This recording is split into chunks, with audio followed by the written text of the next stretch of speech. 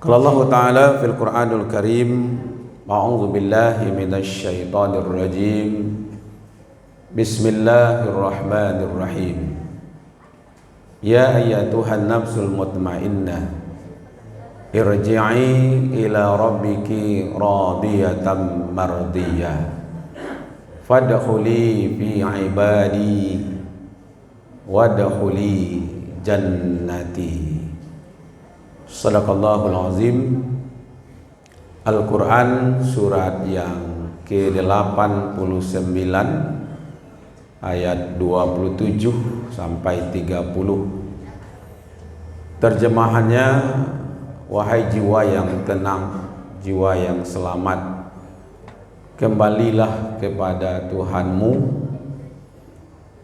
Allah yang ridha, yang senang menemuimu, dan engkau pun senang bertemu dengan Allah. Masuklah kelompok hamba-hambaku dan masuklah ke dalam surgaku. Al-Quran surat 89 ayat 27 sampai 30. Bapak, ibu-ibu, kehidupan kita tujuannya hanya satu saja, bagaimana supaya kita dimasukkan ke dalam surga. Amin ya rabbal alamin.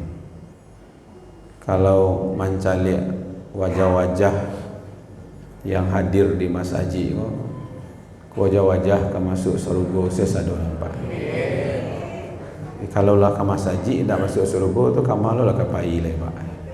Ya kan? Orang tak ke masjid saya lebih berharap masuk surga, apalagi awak nak masuk ke masjid. Kita datang ke masjid ini kan karena ingin masuk surga sebenarnya Pak. Kalau tidak ada surga, tidak ada neraka, amboraso tidak banyak orang ke masjid. Ya kan? Karena kita ada dua pilihan. Kalau tidak surga, kalau tidak neraka. Makanya jauhi kambing, tidak perlu ke masjid. Ya, karena tidak akan masuk surga, tidak akan masuk neraka. Gitu. Itu makanya tidak perlu. Malahan kalau datangnya ke masjid, langsung lo mati sekali Pak. Ya kan? Itulah jauhi korban, kambing korban kan. Datang ke masjid tidak biar dia orang gitu. Ya kan? Ada lo manusia aku nanti lah mati saya dibawa ke masjid Pak, aman saya gitu. Ya kan? Bapak Ibu yang dimuliakan, ayat ini undangan ya, undangan terbaik yang diberikan oleh Allah kepada kita, undangan kasih sayang yang dimulai dengan kalimat ya ayyatuhan nafsul mutmainnah, wahai jiwa yang tenang, jiwa yang selamat, ya, irji'i ila rabbiki, kembalilah engkau kepada Tuhanmu, radiyatan mardiyah, ridho, lapang dada, bahagia, senang. Itu yang ridho. Jadi bertemulah kita datang kepada Allah senang, Allah yang kita temui juga senang dengan kita. Masuklah ke dalam kelompok hamba-hambaku, lalu masuklah ke dalam surgaku. Coba bayangkan Bapak Ibu. Pertanyaannya, kapan undangan ini? Ya, kita buka kajian ulama tafsir beberapa, termasuk Buya Hamka. Ternyata undangan itu pertama di waktu sakratul maut. Ya, pada masa-masa genting. Ya, kalau istilah orang awak itu cie-cie engoknya. Bah keadaannya kini, lah cie-cie engoknya. Kalau kini barang engok, Ini barang cie duo. Jadi naik ya, naik turun. Iza balagatit taraki wa kila manrak. Apabila napas nyawa sudah sampai, roh sudah sampai di tenggorokan, ya kan, berarti memang beransur-ansur Pak dalam keadaan. Mungkin pada waktu itu telinga tidak mendengar lagi Pak. Pada waktu itu mata tidak melihat.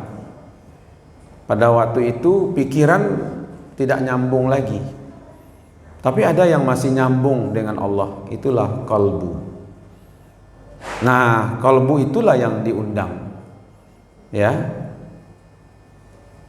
Maka itu di waktu kita membisikkan kalimat la ilaha illallah, walaupun dia tidak sadar, ya, pikirannya tidak nangkap, karena yang terakhir itu nanti adalah qalbunya. Makanya kata Allah, wazkur rabbaka fi nafsika. Qalbu itulah yang diundang oleh Allah. Wahai jiwa yang tenang, jiwa yang selamat, kembalilah kepadaku. Turun malaikat, ya kan? Datang malaikat kepada kita. Innal ladzina qalu rabbunallah tsumma istaqamu tatanazzalu alaihimul malaika alla takhafu wa la tahzanu wa abashiru bil jannah allati kuntum tu'adun. Datang malaikat membisikkan, hai fulan, karena kamu sudah masuk orang yang beriman dan yang beramal soleh, engkau istiqomah, maka itu jangan takut, jangan cemas, jangan takut meninggalkan dunia ini, dan jangan cemas menuju kepada Allah. Ini tempat di pacalian lah Pak, digambarkanlah surga. Maka ada tak orang yang waktu kamu meninggal tersenyum-senyum? Ada kan? Wajahnya itu lebih berhasil dibandingkan di waktu hidup. Ada. Kenapa dia tersenyum? Karena sudah nampak Pak, ada gambaran. Mata tidak melihat, telinga tidak mendengar, pikiran tidak jalan, tapi kalbunya disitulah diperlihatkan.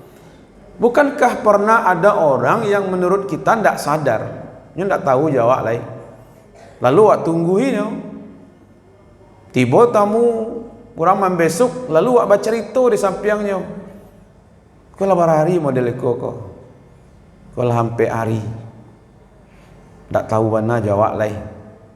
Di waktu wak sedang bercerita tu, keluar air di matanya, pernah tak itu Pak? Itu apa yang tenang mendengar itu?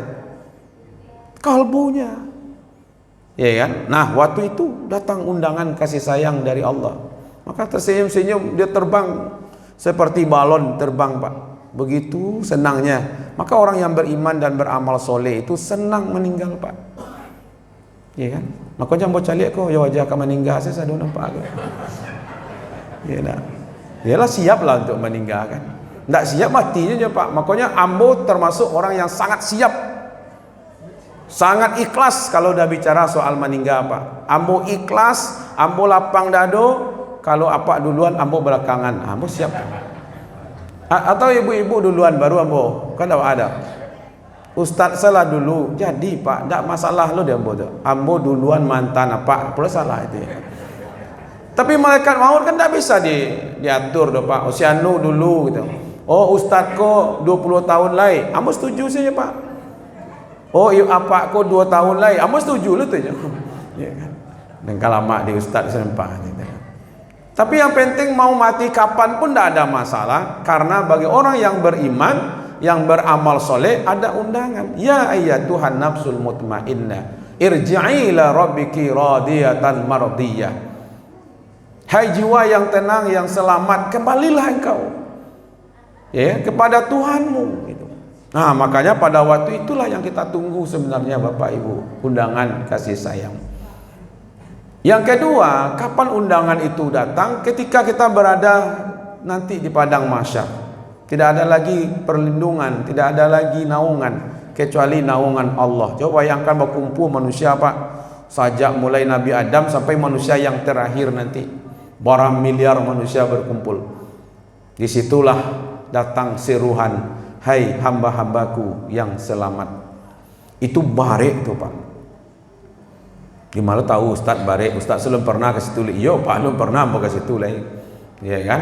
Tapi kan kita meyakini apa yang disampaikan oleh Al-Quran. Sampai Nabi Ibrahim khawatir tentang hari itu. Coba bayangkan.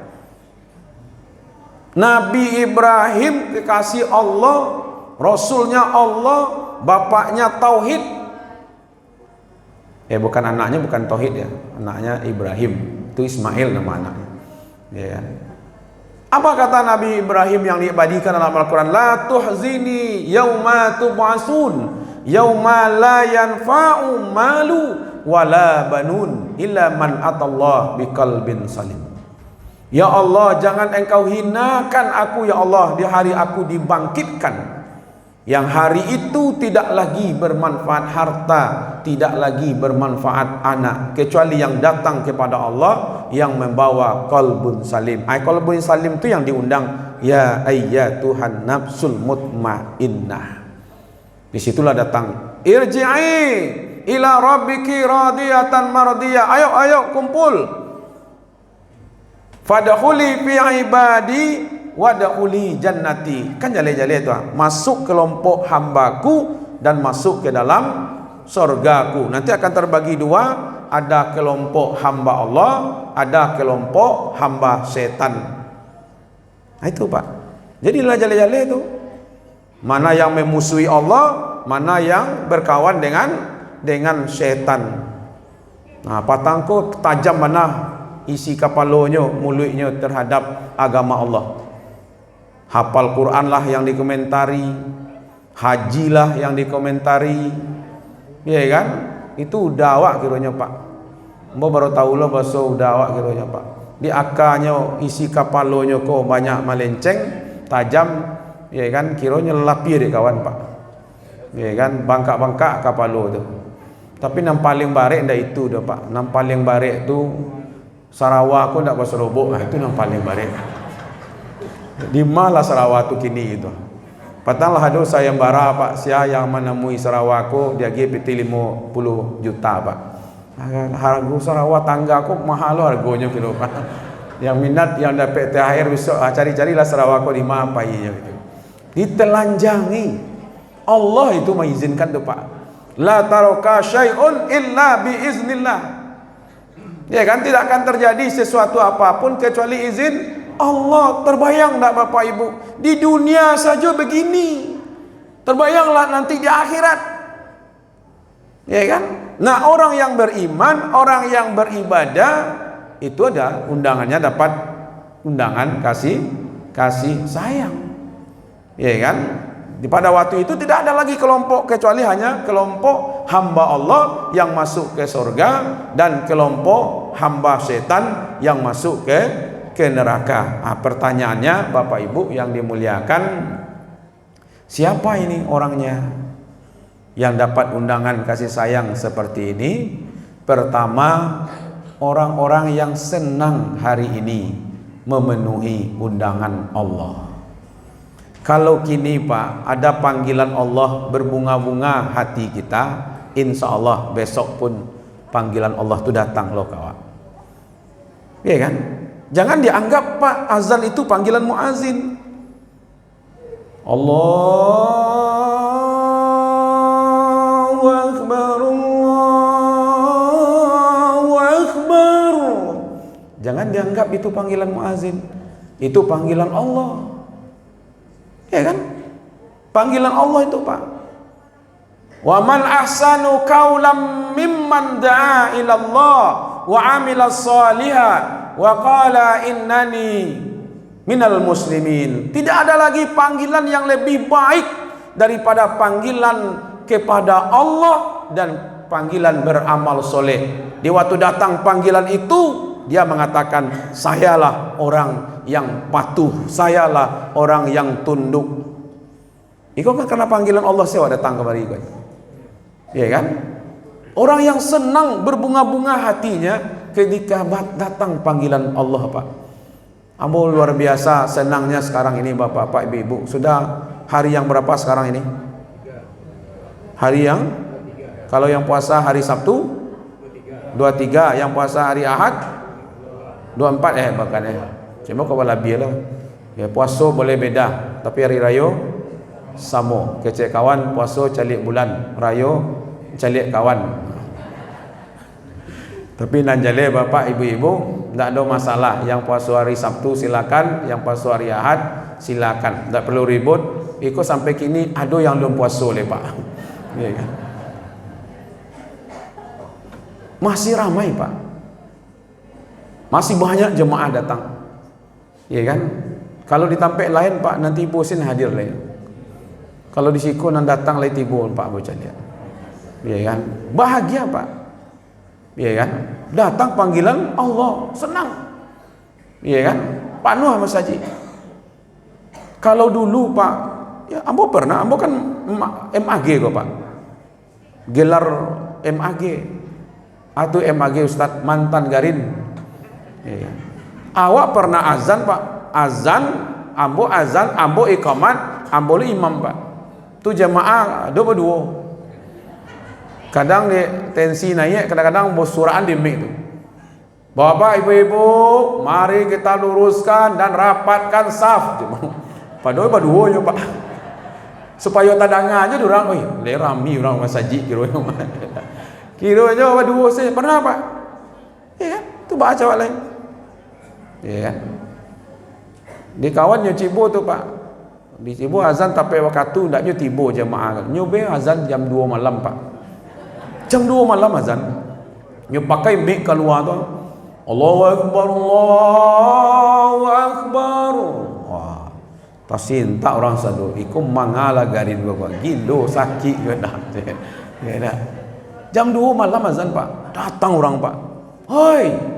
Jam barari ko. Macam-macam lah bahasa orang. Dia tak mimpi, sakit ya tu. Itu kecil Garin kau. Masuklah bapak ibu tenanglah. Masuklah ke masjid.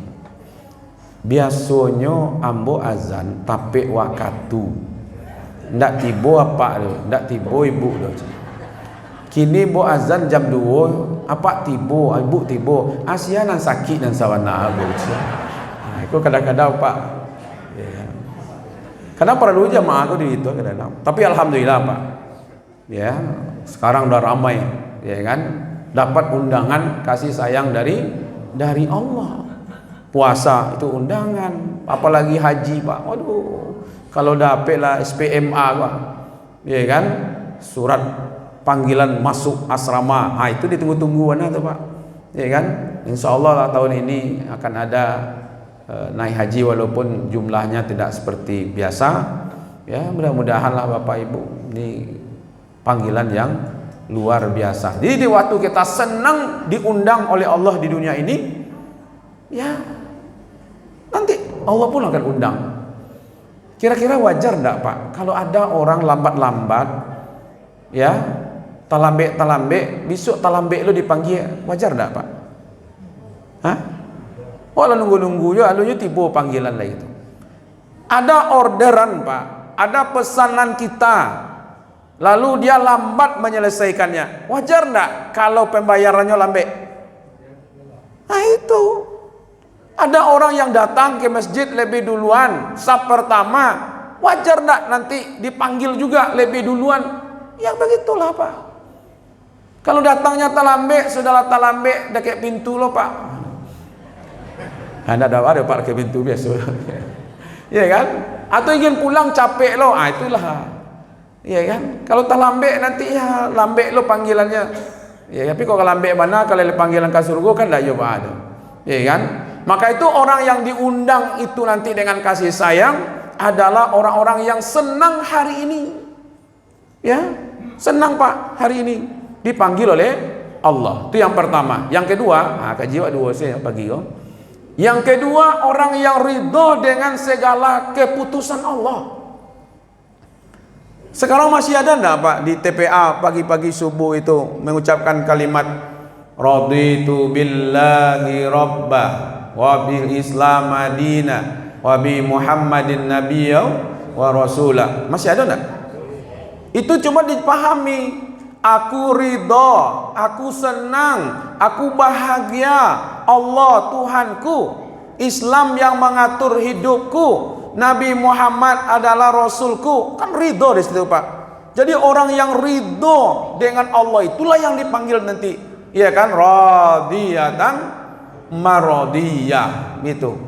Ridho itu apa? Segala keputusan Allah terima sila Pak. Makanya mau senang Pak, ya kan, mafia minyak goreng batang lah tetangkok enak. Capek juga jatah kan, ya kan. Tapi awak kan tak khawatir mana dia. Masalahnya apa? Lah ada solusinya kan. Kalau langkah minyak goreng, dia bui sesadonya gitu, sehat Pak, ya kan. Ikan dia bui, jadiannya asam padeh. Gimana agak barik itu nya kerupuknya Pak. Kok tak agak makan kerupuk mama habuinya itu, ya kan. Ridho salah, gitu ya. Kalau ndak ada nasi lain, ganti jo. Kan ada solusi itu. Cuma ambo mau enggak barik sekata itu Pak. Biasanya sudah makan nasi, makan pisang, kini nasinya indak pisang senyo gitu. Itu kan enggak barik sekata itu. Patang mau ceramah ke Solo Pak, di sejauh Lawi itu banyak barabui-rabui jo pisang. Iya Pak. Ambo khawatir kok pindah waka pisang beko. Aja barabui-rabui lo beko.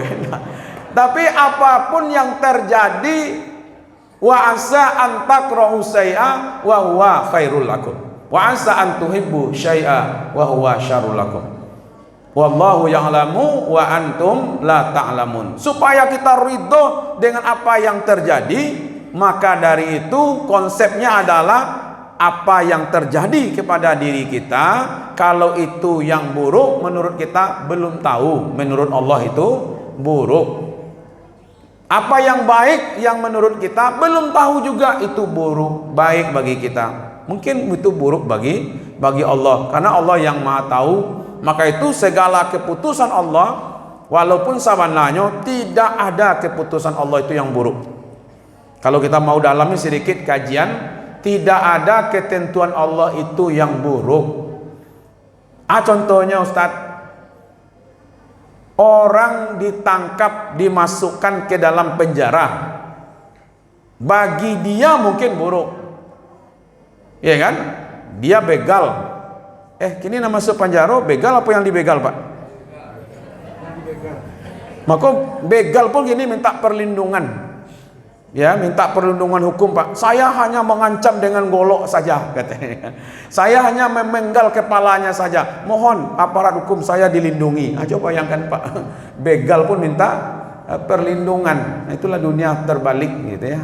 Tapi najaleh Bapak Ibu yang dimuliakan, bagi orang yang mencuri, bagi orang yang korupsi, masuk penjara itu mungkin buruk. Tapi bagi masyarakat ramai itu baik. Hujan mungkin bagi orang yang menjamur kerupuk itu buruk. Bagi orang yang menjemur pakaian mungkin itu buruk. Tapi bagi orang yang akan ke sawah itu baik, ya kan? Mungkin bagi orang yang akan ke sawah, ke ladang panih itu buruk, ya kan? Tapi bagi orang yang jual TS Pak, panih itu rancak kan? Jadi bisa saja apa yang terjadi bagi kita mungkin menurut kita buruk, tapi menurut Allah itu baik. Mungkin bagi kita itu baik, menurut Allah belum tahu baik. Wallahu ya'lamu wa antum la ta'lamun. Artinya apa Bapak Ibu yang dimuliakan? Orang-orang yang senang memenuhi panggilan Allah dan orang-orang yang ridho di waktu Allah memutuskan sesuatu kepada dirinya, maka orang itulah yang mendapatkan undangan kasih sayang nanti di waktu sakratul maut, dan undangan kasih sayang di waktu di padang mahsyar. Mudah-mudahan kita ini nanti dapat undangan khusus dari Allah untuk diri kita. Amin ya rabbal alamin. Mohon maaf, wabillahi taufik wal hidayah. Nasrun minallah wa fathun qarib wa basyiril mu'minin. Wassalamualaikum warahmatullahi wabarakatuh.